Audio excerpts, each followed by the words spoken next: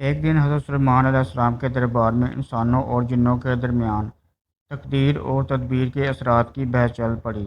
جنوں کے پاس بھی مضبوط دلائل تھے کہ اچھی اور محفوظ تدابیر سے تقدیر بدلی جا سکتی ہے، جبکہ کچھ انسانوں کی طرف سے بھی تقدیر کے اٹل ہونے پر مضبوط دلائل تھے۔ حضرت سلیمان علیہ السلام نے بہت بڑھ چڑھ کر بولنے والے جن سے کہا، اگر تمہیں اپنی دلیل کے اٹل ہونے کا اتنا ہی یقین ہے تو ثابت کر کے دکھاؤ۔ جن نے کچھ عرصے کے لیے اجازت مانگی جو اسے کچھ سالوں کے لیے دی گئی ہے۔ جن دن رات ترکیبیں سوچتا رہا کہ ایسا کیا کروں کہ اپنے دلائل ثابت کر سکوں۔ ایک دن انہی خیالات میں اڑتا ہوا جا رہا تھا کہ اس کی نظر پڑوسی بادشاہ کے محل پر پڑی۔ اس کی وسیع و عریض چمن میں نو عمر شہزادی اپنی کنیزوں اور سہیلیوں کے ساتھ چھپن چھپائی کھیل رہی تھی۔ وہ اپنی سہیلیوں سے چھپنے کے لیے ایک الگ تھلگ درخت کے پیچھے چھپی ہوئے تھے کہ اس جن نے فوراً شہزادی کو غائب حالت میں ایک رومال میں دعا سنگا کر بے ہوش کیا اور لے کر اڑ چلا۔ اس نے ایک بڑے اور گھنے درخت کی شاخوں کے درمیان ایک دم اور ایک آرام دہ بنایا۔ اس میں شہزادی کی ضرورت کی اور کھانے پینے کی تمام اشیاء رکھ دی تاکہ شہزادی ہوش میں آئے تو اچانک پریشان نہ ہو جائے۔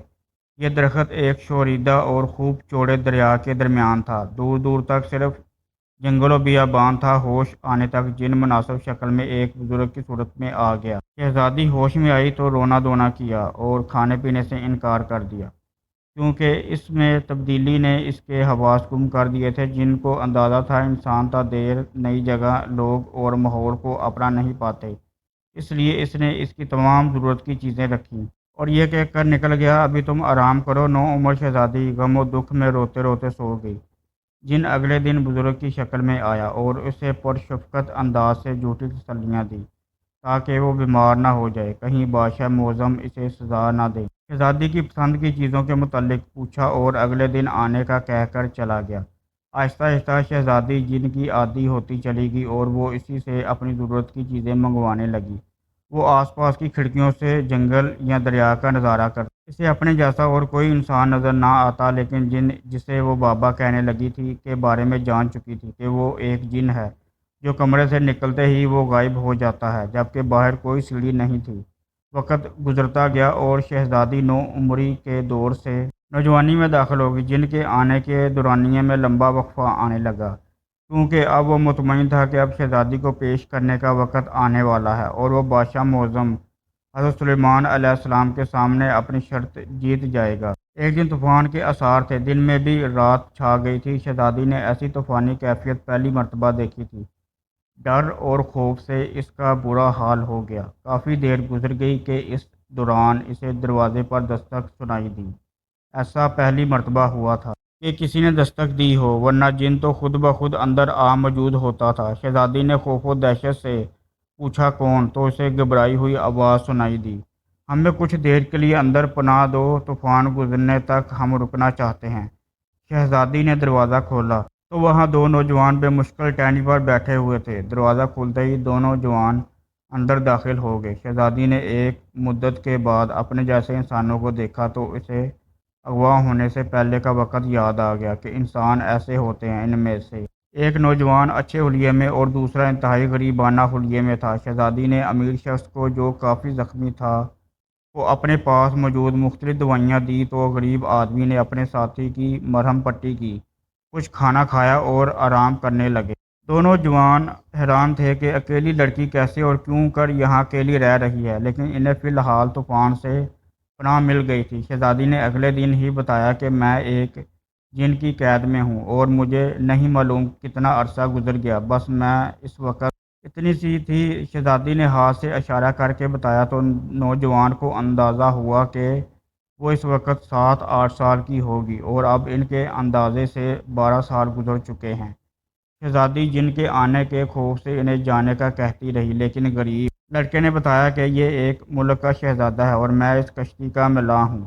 اس پر سوار ہو کر شہزادے ساتھیوں کے ساتھ مچھلیوں کے شکار کے لیے نکلے تھے کہ اس طوفان نے کشتی بری طرح تباہ کر دی۔ باقیوں کا کیا بنا، صرف ہم دونوں ایک تختے سے چمٹ کر اس درخت کی لمبی شاخوں سے اٹک گئے۔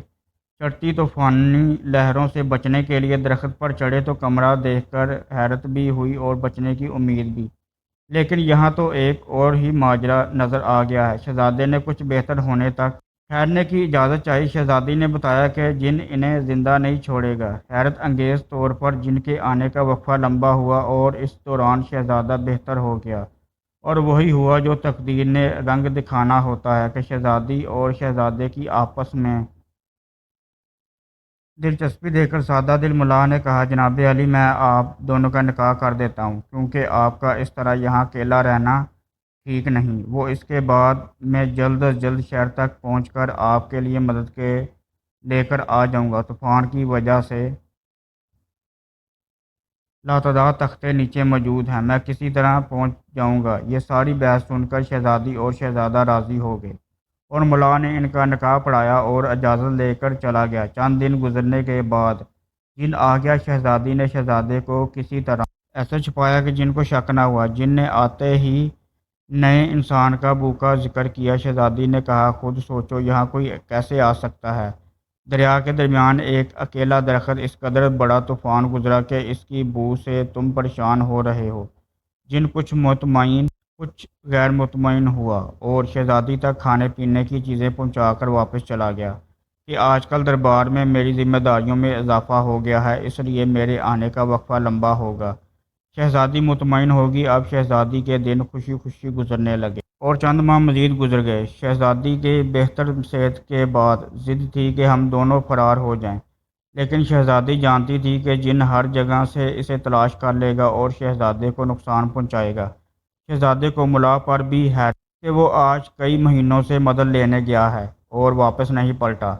اب شہزادی ماں بننے والی تھی۔ شہزادہ سخت پریشان تھا کہ وہ اکیلے سب کچھ کیسے سنبھال سکے گا کہ شہزادی کو جن کے آنے کا احساس ہوا، جو اسے اندازہ ہو جاتا تھا۔ شہزادہ فوراً چھپ گیا، اور جن نے شہزادی سے آ کر کہا، تیار رہنا، میں تمہیں اس کمرے سمیت اٹھا کر آج بادشاہ سلامت کے حضور پیش کرنے جا رہا ہوں۔ یہ ایک شرط تھی جو میں نے جیتنی تھی، اور اب میں جیت گیا ہوں۔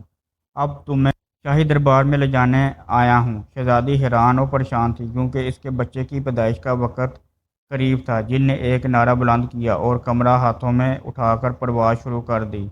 چند منٹوں میں جن بادشاہ وقت حضرت سلیمان علیہ السلام کے دربار میں پہنچا اور فاتحانہ انداز میں درباریوں سے مخاطب ہو کر کہا کہ 12 سال پہلے تقدیر اور تدبیر کی جو بحث چلی تھی کہ جو لکھا گیا وہ بدل نہیں سکتا۔ میں نے فلاں بادشاہ کی بیٹی کو اغوا کیا، جس کی منگنی فلاں بادشاہ کے بیٹے سے ہو چکی تھی، لیکن اب اس شہزادے کی کشتی کے حادثے میں انتقال کی تصدیق کروا لی تو مجھے احساس ہوا کہ اب شہزادی کی شادی کہیں اور ہو سکے گی، اور ہم تقدیر کو تدبیر سے بدل سکتے ہیں، ورنہ اس شہزادی کی شادی اسی شہزادے سے ہو جانی تھی۔ حضرت سلیمان علیہ السلام نے دروازہ کھولنے کا حکم دیا تو اندر سے ایک شہزادی کے بجائے 3 افراد برآمد ہوئے، شہزادی، شہزادہ اور ان کا بچہ۔ جن یہ سب دیکھ کر ششدر رہ گیا۔ حضرت سلیمان علیہ السلام نے اس شہزادے سے پوچھا، تم اسی فلاں ملک کے شہزادے ہو؟ شہزادے نے شروع سے لے کر آخر تک سارا قصہ سنایا۔ جن حضرت سلیمان علیہ السلام کے قدموں میں گر گیا، لیکن حضرت سلیمان علیہ السلام نے اس کو عمر قید کی سزا دی کہ اللہ پر یقین محکم نہ ہو تو ایسی بحث میں قدرت کو چیلنج کرنے والی حرکت ناقابل معافی ہوتی ہے۔ شہزادی اور شہزادے کو ان کے لواحقین کے آنے تک شاہی مہمان خانے میں ٹھہرایا گیا۔